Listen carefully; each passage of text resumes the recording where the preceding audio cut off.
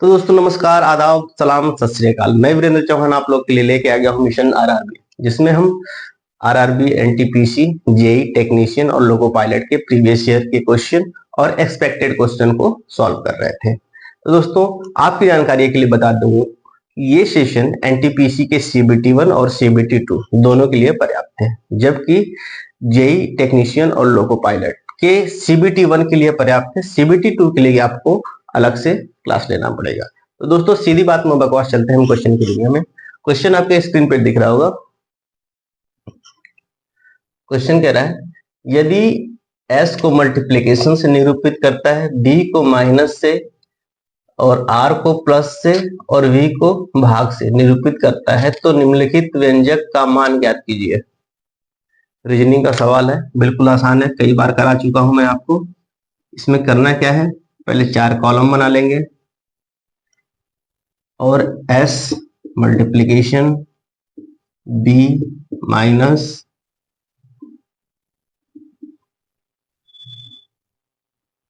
r plus v divide. ठीक है, जब हमने ये काम कर लिया तो उसके बाद हम क्वेश्चन को नोट डाउन कर लेंगे। कह रहा है 14s 63 v 21 r 19 b 22। अब ये वैल्यू हम यहाँ पे रिप्लेस कर देंगे। 14 into 63 divided by 21 plus 19 minus 22। बस कैलकुलेशन कर दीजिए।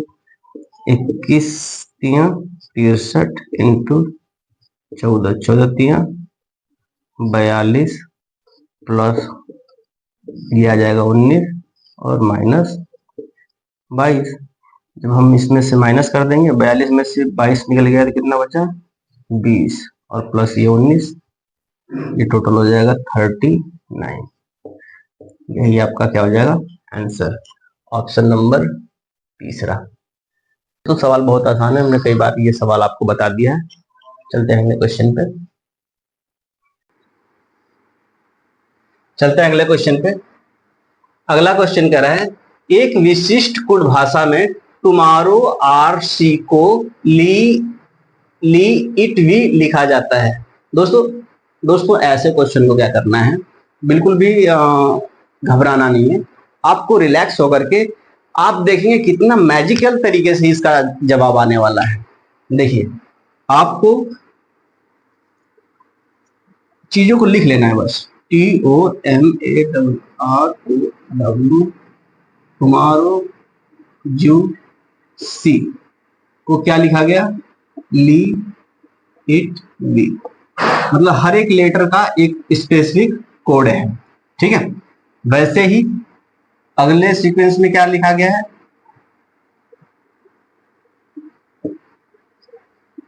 आर यू लेट, तो क्या कहा गया, ईटी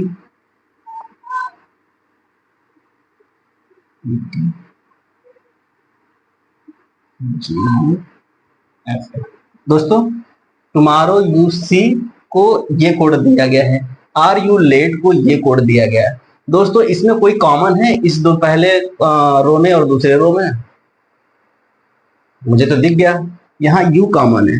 जैसे यू कॉमन हो गया तो हमें यू को यहाँ पे लिख देना है, और इसमें कोड कौन सा कॉमन है, ईटी ईटी, यानी इसका हो जाएगा ईटी। यू का हमें प्रश्न नहीं पता है क्या है, इसमें सारे लेटर का कोड हमें पता चल जाएगा, सारे शब्दों का कोड पता चल जाएगा। ठीक है, अगला सीक्वेंस क्या कह रहा है, टुमारो कम लेट। ठीक है, इसका क्या है, ये कोड दे दिया गया। अब देखो पहले और लास्ट वाले में, पहले में, दूसरा में और तीसरा में, हमने पहला दूसरा का तो कर लिया, पहला और तीसरा करते हैं।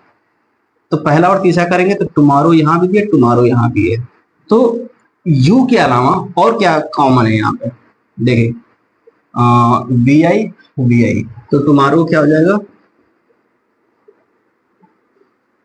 वी आई। अब देखो दोस्तों, यहां भी लेट है, पहला अब देख कंपेयर करेंगे पहला और तीसरा में।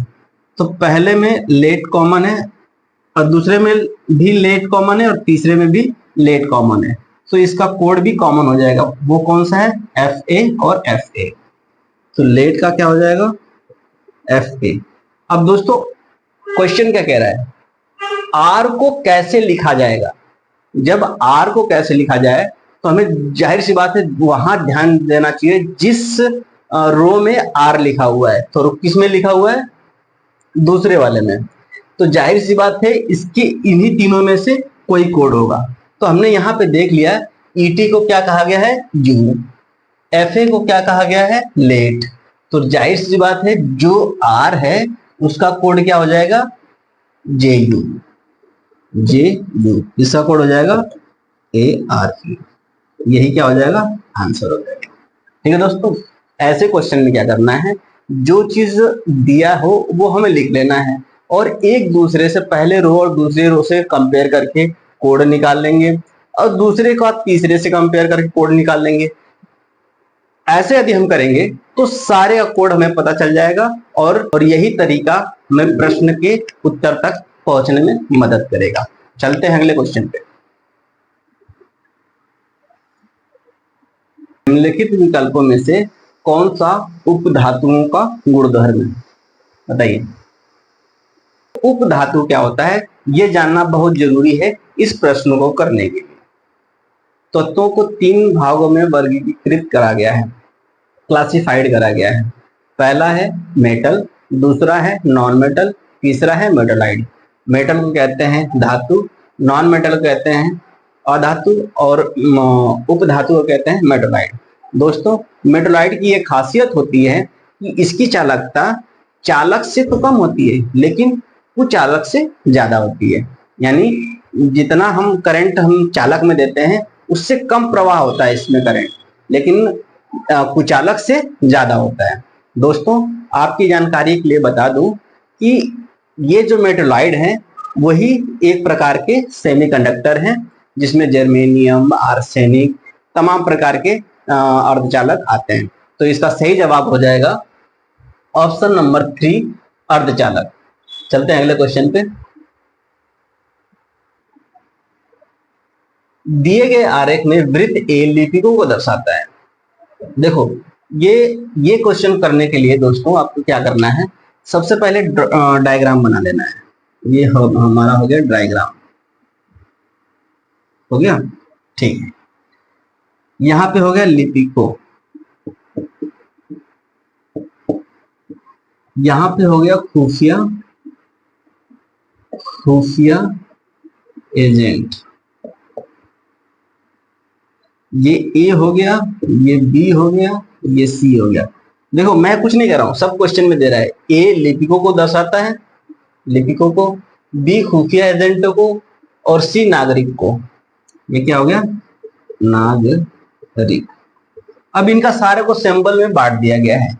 ये एट द रेट है, ये स्टार है, ये डॉलर है, ये एक्सक्लेमेटरी मार्क है, ये ग्रेटर देन है, ये एंड है, ये अच्छा।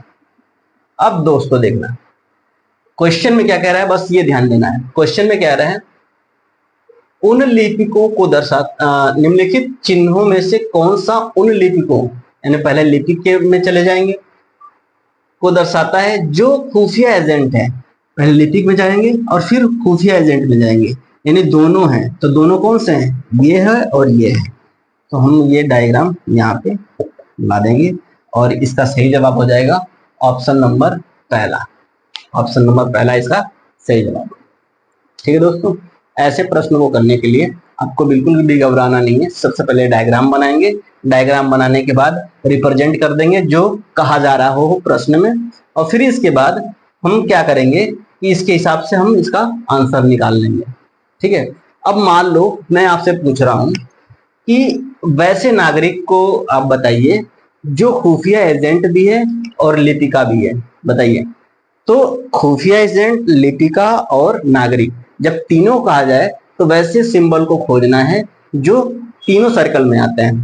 पहले सर्कल में तो ये आ गए, दूसरे सर्कल में ये आ गया, तीसरे सर्कल में ये, तो ये एक्सक्लेमेशन चिन्ह जो है यही तीनों में आएगा, तो इसका सही जवाब हो जाएगा एक्सक्लेमेशन चिन्ह। क्वेश्चन कह रहा है 150 का घनमूल इनमें से किसके बीच होगा। तो इस सवाल को हल करने के लिए दोस्तों, यदि आप एनटीपीसी या रेलवे का एग्जाम देने जा रहे हैं तो आपको वर्ग कम से कम 1 से लेकर के 30 तक याद होना चाहिए, और घनमूल या घन कम से कम 10 तक याद होना चाहिए। कुछ घन हम आपको बता देते हैं, जैसे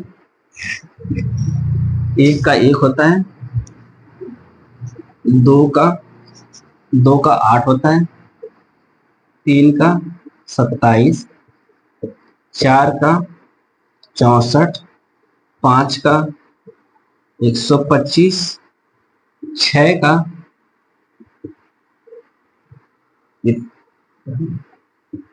का 216, 7 का 343, 8 का 512, 9 का 729 और 10 का 1000।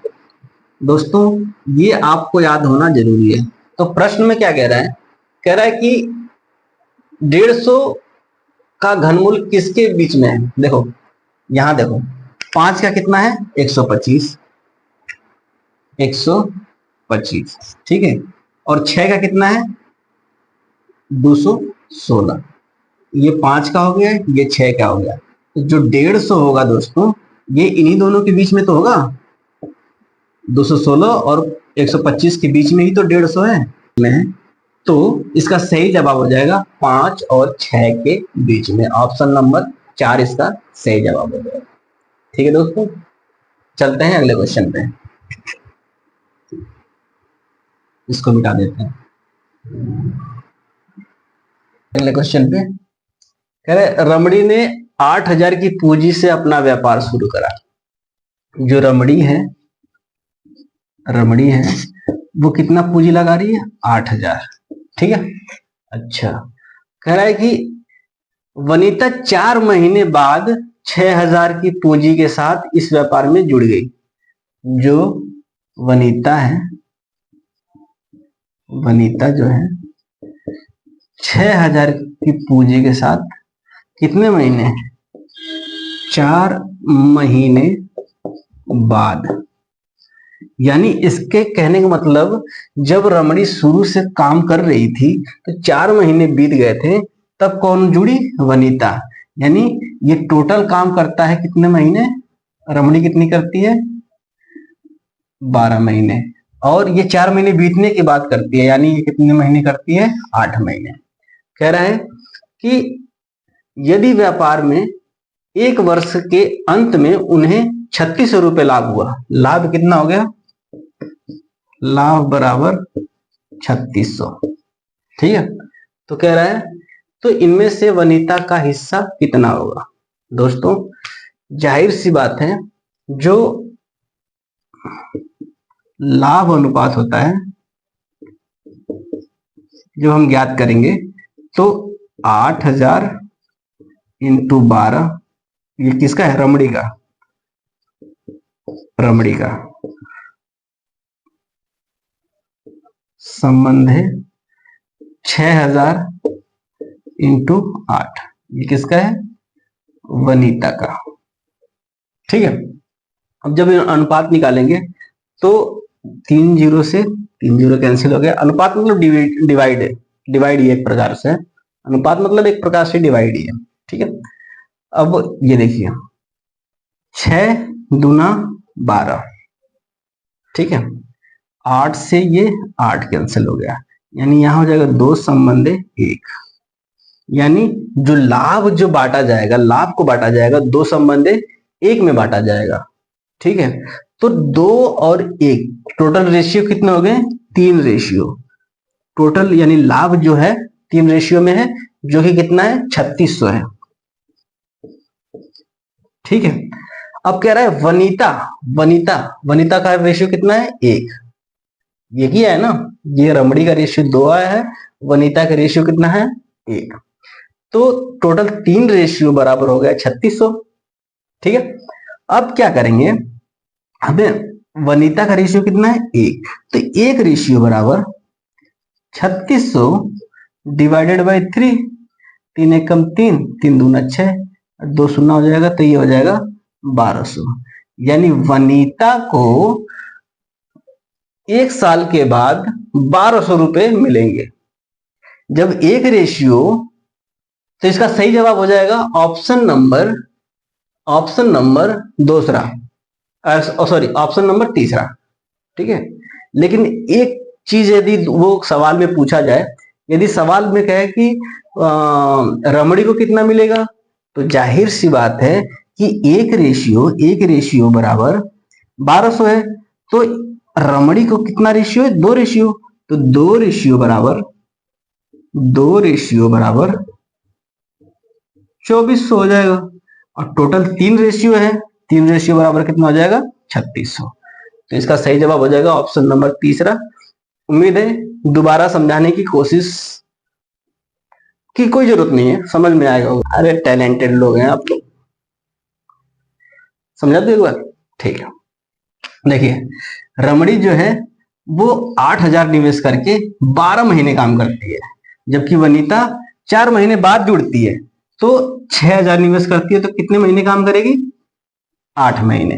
दोस्तों लाभ टोटल 3600 का हुआ, मतलब 1 साल के बाद 3600 का लाभ हुआ, लेकिन जब लाभ अनुपात उनको में डिवाइड करा जाएगा तो रमणी 8000 लगा के 12 महीने काम करती है, वनीता 6000 लगा के 8 महीने काम करती है, तो इसका जब अनुपात निकालेंगे तो 2:1 रेशियो में ये डिवाइड हो जाएगा इसके प्रॉफिट को।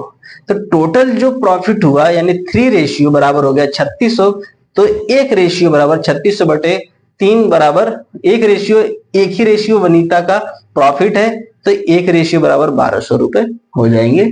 ये वनीता का मिलेगा 1 साल के बाद। 1 साल के बाद कितने मिलेगा वनीता को, 1200 रुपए। ठीक है, चलते हैं अगले क्वेश्चन पे।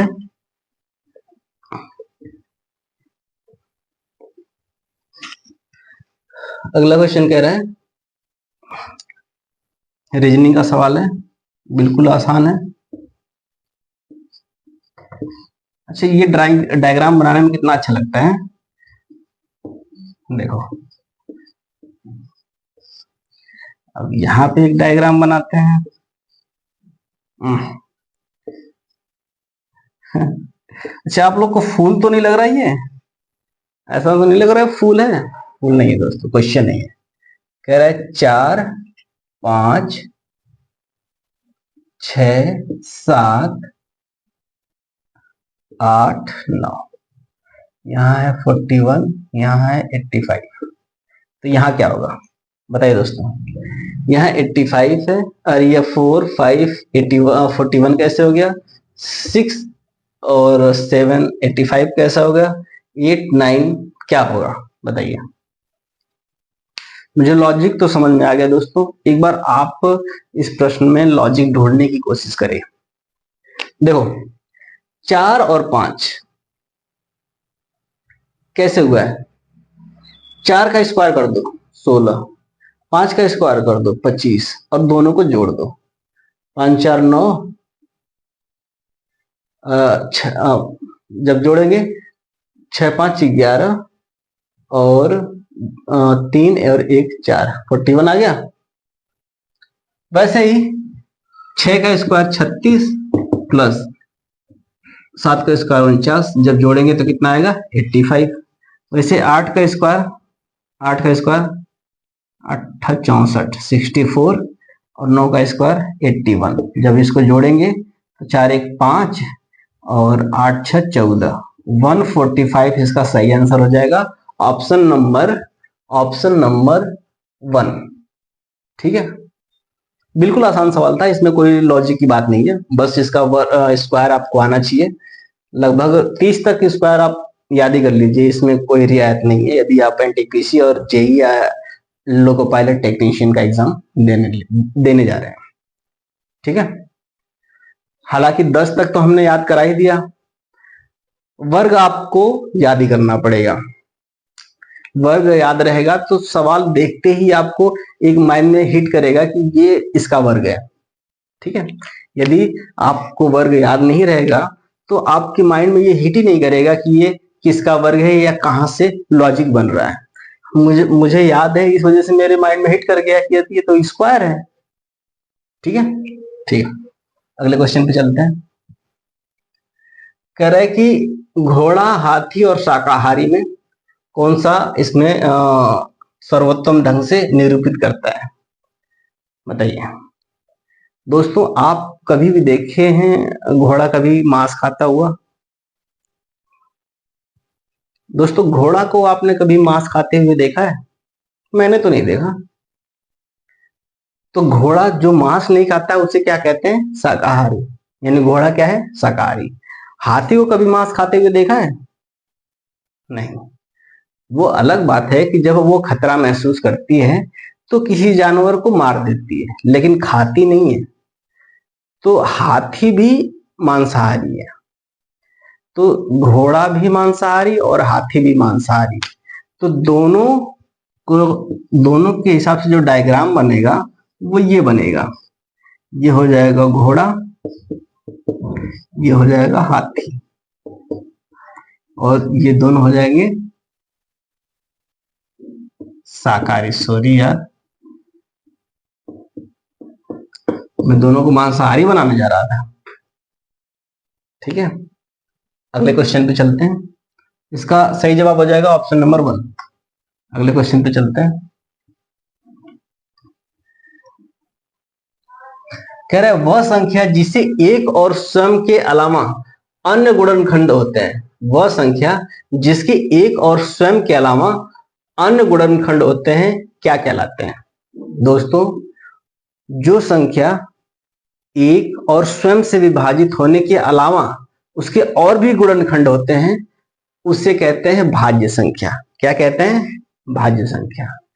और वह संख्या जो केवल एक से या स्वयं से विभाजित हो उसे कहते हैं अभाज्य संख्या। अब और ऑप्शन दिया है सम संख्या। सम संख्या क्या होता है? सम संख्या वैसे संख्या होती है जो 2 से विभाजित हो जाती है पूरी पूरी। और संख्या है विषम संख्या। विषम संख्या क्या होती है? वह संख्या जो 2 से पूरी पूरी विभाजित न हो उसे क्या कहते हैं? विषम संख्या। तो चलते हैं क्वेश्चन की दुनिया में। इसका आंसर सही हो जाएगा भाज्य संख्या, ऑप्शन नंबर 2। अब ये मैथमेटिक्स का क्वेश्चन है दोस्तों। ये बिल्कुल आसान सवाल है, बहुत लोग देख के इसको भागते हैं। पहले मैं भी भागता था, लेकिन जब इसकी बारीकियों को समझा तो है कि वो ये तो बहुत ही आसान है। चलो, आपके आसान के लिए और आसान बना देता हूं, आपके समस्या को और आसान बना देता हूं। चलो, कह रहा है cos 1 cos 2 cos 3 dot dot dot cos 89 cos 90।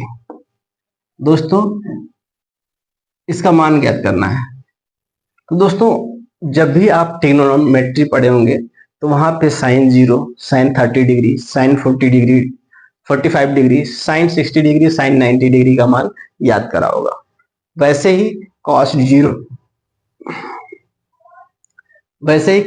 Degree, cos 30 degree, cos 45 degree, cos 60 degree और cos 90 डिग्री का मान भी आपने याद करा होगा। तो जब हम वहां पे याद करे थे कि cos 90 डिग्री का मान होता है 0, तो किसी भी संख्या में यदि 0 से मल्टीप्लीकेशन करते हैं तो उसकी कुल वैल्यू क्या हो जाती है? 0। तो यहाँ पे सही जवाब हो जाएगा 0, और वो है ऑप्शन नंबर 10। ठीक है, आपको कोई भी दिमाग नहीं लगा, यदि cos 0 कहीं भी दे दिया तो इस पूरे चर की वैल्यू क्या हो जाएगी? 0। ठीक है, किसी भी संख्या में मान लीजिए कि 100 है, इसमें हम 0 का मल्टीप्लाई करेंगे तो इसका आंसर आएगा 0। ठीक है, ये चीज हमेशा याद रखना। चलो, अगले क्वेश्चन पे चलते हैं। ठीक है दोस्तों, चलते हैं अगले क्वेश्चन पे। अगला क्वेश्चन कह रहा है यदि माइनस का अर्थ गुणा, प्लस का अर्थ भाग, गुणे का अर्थ प्लस, भाग का अर्थ माइनस, तो समीकरणों को हल करिए, मान ज्ञात करना है इसको। दोस्तों एक बार मैंने आपको बताया था कि 4 कॉलम बना लेंगे ऐसे सवाल के लिए। 4 कॉलम बनाने के बाद क्या कह रहा है, माइनस को गुणा, प्लस को भाग, गुणे को प्लस और भाग को माइनस कह दिया है। बस अब सवाल को कर देंगे, जो सवाल लिखा है उसे लिख लेंगे। 24 प्लस 6 भागे 2 माइनस 9 गुणे 4, जैसा है वैसा ही हमने लिख दिया है, जैसा है वैसा ही हमने लिख दिया है। अब 24 प्लस को क्या कहा गया है, डिवाइड, 6 भाग को क्या कहा है, -2, माइनस को क्या कहा गया है, मल्टीप्लीकेशन, और गुणा को क्या कहा गया है, +4। हमने चेंज कर दिया सारे का, ठीक है, जो हमने जो सवाल में दिया था हमने उसके हिसाब से चेंज कर दिया। अब डिवाइड करेंगे तो 6 चौको 24 माइनस 9 दूना 18 और +4। अब दोस्तों प्लस माइनस हमेशा माइनस होता है, तो 18 में से 4 चला गया, ये हो जाएगा -14, और ये 4 प्लस में था तो यहाँ कुछ नहीं तो प्लस है, तो 14 में से यदि 4 को हम घटा देंगे, 14 में से 4 को घटा देंगे, -14 में से +4 को घटाएंगे तो इसका सही जवाब आ जाएगा -10। तो -10 कौन सा ऑप्शन है, ऑप्शन नंबर पहला, ठीक है। ऐसे सवाल को ऐसे कॉलम बना लेंगे और जो एज इट इज लिखने के लिए कहा जाए वो करके, और उसका ट्रांसफॉर्मेशन रूप हम लिख देंगे नीचे, और इसको सॉल्व करके सिंप्लीफिकेशन के रूल से इसको हल कर देंगे। बिल्कुल आसान सवाल है, चलते हैं अगले क्वेश्चन पे। कह रहा है उस विकल्प का चयन करें जिसका तीसरे शब्द से वही संबंध है जो दूसरे शब्द का पहले शब्द से है, बताइए।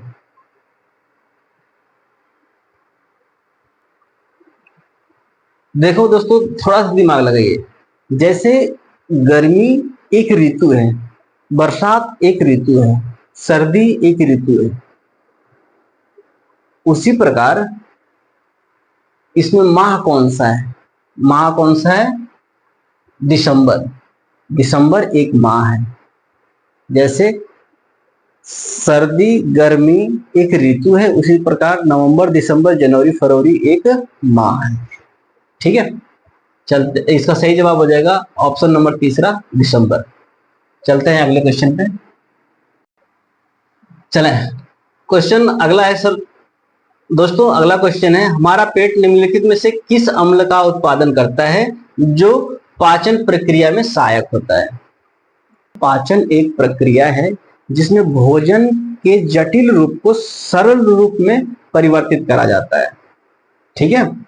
तो सरल रूप में परिवर्तित या सिंपल फॉर्म में कन्वर्ट करने की जो प्रक्रिया होती है, और उसमें से एब्जॉर्प्शन या अवशोषण करने की जो प्रक्रिया होती है, उसी को पाचन कहते हैं। दोस्तों इसमें क्वेश्चन कह रहा है कि पेट से कौन सा अम्ल निकलता है जो पाचन में सहायक होता है। तो मैं आपको डायग्राम के माध्यम से समझाने की कोशिश करता हूं। मान लीजिए ये मनुष्य का एक सर है, नाक कुछ लंबा और नाक टेढ़ा बन गया है।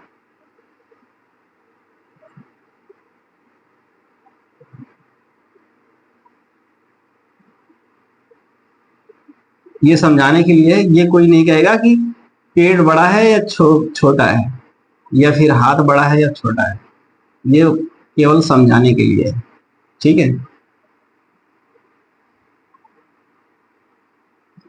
देखो दोस्तों समझाते हुए चलूंगा।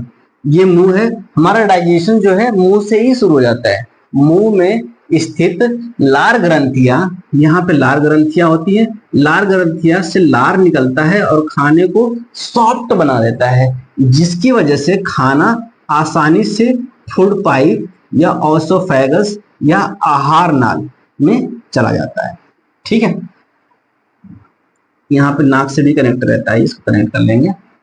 अब ये आहार नाल के आने के बाद ये लीवर की उस साइड से, मतलब अंदर उस साइड से ये चीजें किस में आ जाती हैं, पेट में आ जाती हैं। ये हो गया पेट, ठीक है। अब पेट में जब आती हैं दोस्तों, तो यहां से इसके सतह से एक अम्ल निकलता है जिसका नाम है HCl। इसको कहते हैं हाइड्रोक्लोरिक एसिड। इसको दूसरे शब्दों में जठर रस भी कहते हैं, जठर रस। इसका दूसरा नाम जठर रस भी है। ये क्या करता है, जब हम भोजन खाते हैं, जब हम भोजन करते हैं, तो भोजन के साथ साथ कुछ बैक्टीरिया और कुछ वायरसेस हमारे बॉडी में इंटर कर जाते हैं। उन बैक्टीरिया और वायरसेस को मारने के लिए इस अम्ल का प्रयोग होता है। वो अपने आप ही उन बैक्टीरिया और वायरसेस को मार देता है जो हमारे शरीर में इंफेक्शन ना फैलाए, ठीक है। तो यहां से खाना आगे बढ़ता है और लीवर में स्थित एक बाइल डक्ट होता है जिसमें से बाइल जूस निकलता है। और बाइल जूस क्या होता है, इसी को कहते हैं पित्त। पित्त खाना को क्षारीय बना देता है, और क्षारीय होने के बाद जब खाना आगे बढ़ता है, यहाँ से लिक्विड फॉर्म में आ जाता है खाना, गाढ़ा लिक्विड के फॉर्म में आता है, जैसे कि मधुमक्खी का रस होता है ना, वैसे। फिर आगे एक पैंक्रियाज होता है जिसे अग्नाशय कहते हैं, और यहाँ से पैंक्रियाटिक जूस और इंसुलिन जैसे हार्मोन स्रावित होते हैं। और इसके बाद खाना हमारा आ जाता है छोटी आंत में। इसको हम बना देते हैं।